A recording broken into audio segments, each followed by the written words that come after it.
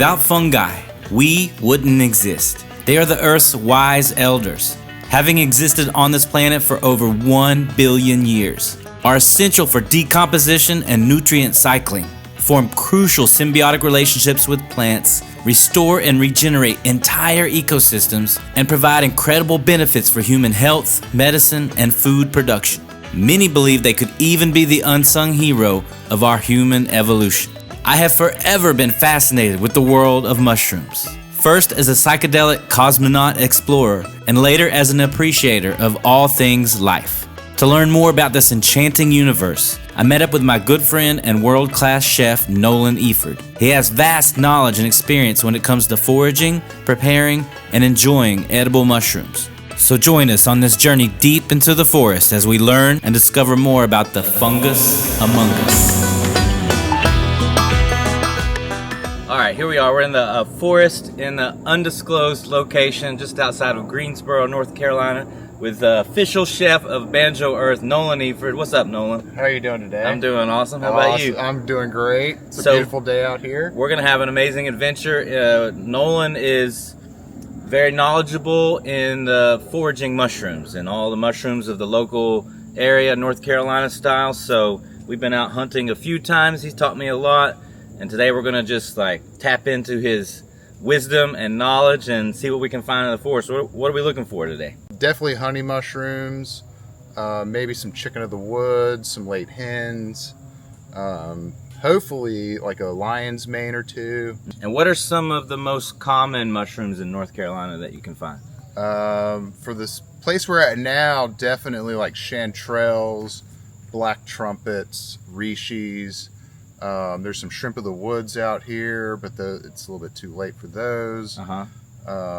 Morels, you found a couple of those. I found a couple morels out there, but that's so rare out here. And what do you love most about coming out and looking for mushrooms? The thrill of the hunt. Yeah. You know, just going out, being super in nature, and, you know, hopefully we're going to find something good to eat. Right. I mean, I got started with this mushroom thing through the restaurant world. And then that triggered my interest in it. And then I took some classes through this place called Mushroom Mountain. Yeah. They're out of South Carolina. Yeah, that's where I got my certification. Okay. Awesome. Who doesn't like being out in the woods and trying to find some gold? Let's go do it. All right, let's see what we can find.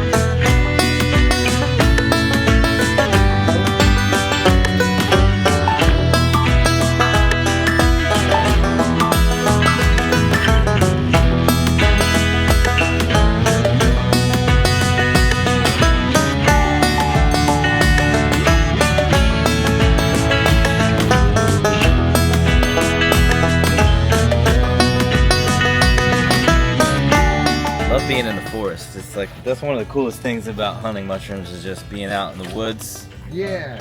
You know, hearing the birds and Get the sweat, all the animals, and just feel the crisp North Carolina air. See how these are And just enjoy it.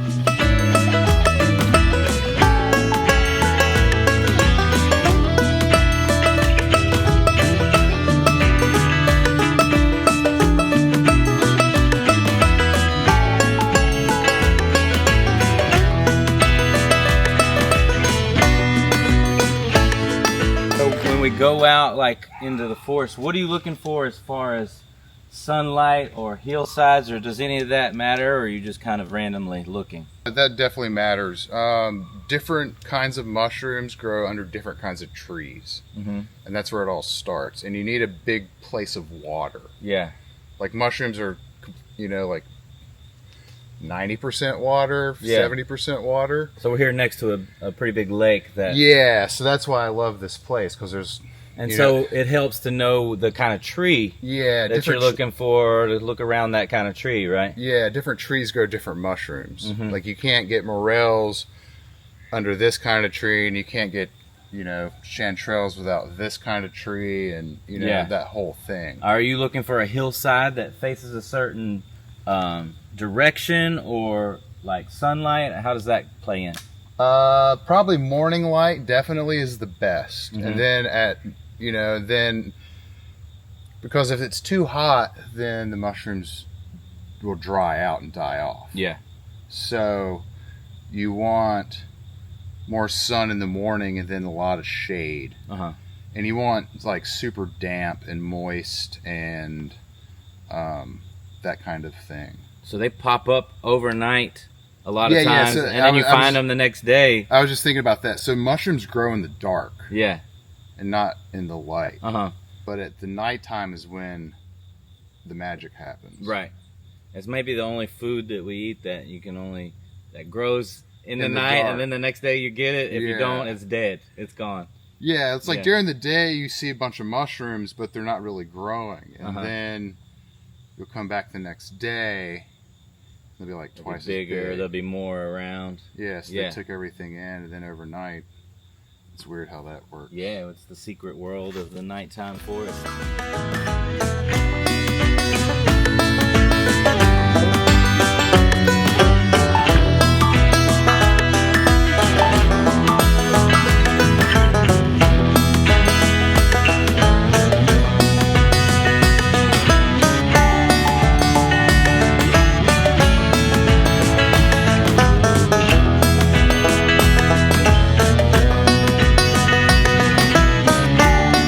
One interesting, funny thing about mushroom foraging is like when you find cool spots, it's sort of like a fishing hole, and you don't want anybody else to know. So you kind of like, you don't tell too many people about the particular place. You don't tell anybody. And if you have people who know, you kind of use code words so they don't know. Like, what are some of your...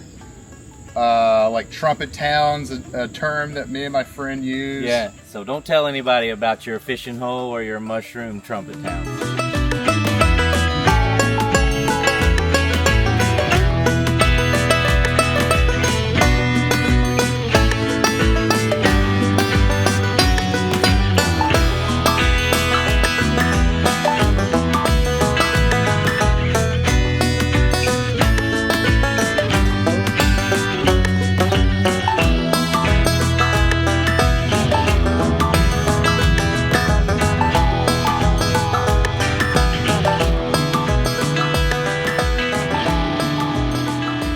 After finding a few edible mushrooms and a snake or two, we headed to the grill to see how Chef Nolan creates his fungi masterpieces.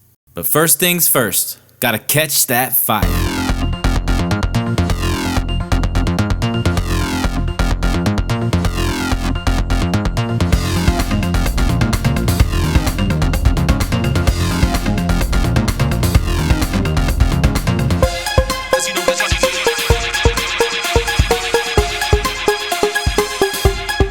After the skillet was hot, Nolan put together a delectable dish containing chanterelles, black trumpets, onion, garlic, olive oil, butter, salt, pepper, and a whole lot of love.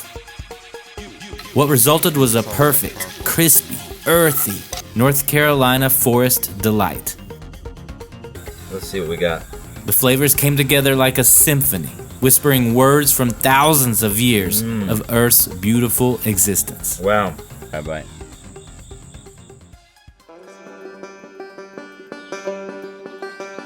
After spending some time in the forest with Chef Nolan, I came away with a deeper connection, respect, and awe of this hidden world all around us. Mushroom wisdom feels so vast and profound that it seems like a gift from the ancients.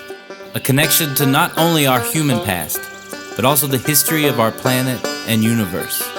I came away feeling like there are a lot more secrets that the fungus among us has yet to reveal. So keep searching, asking, discovering, listening, and tasting. Until next time, this is Andy Eversole in Banjo, North Carolina.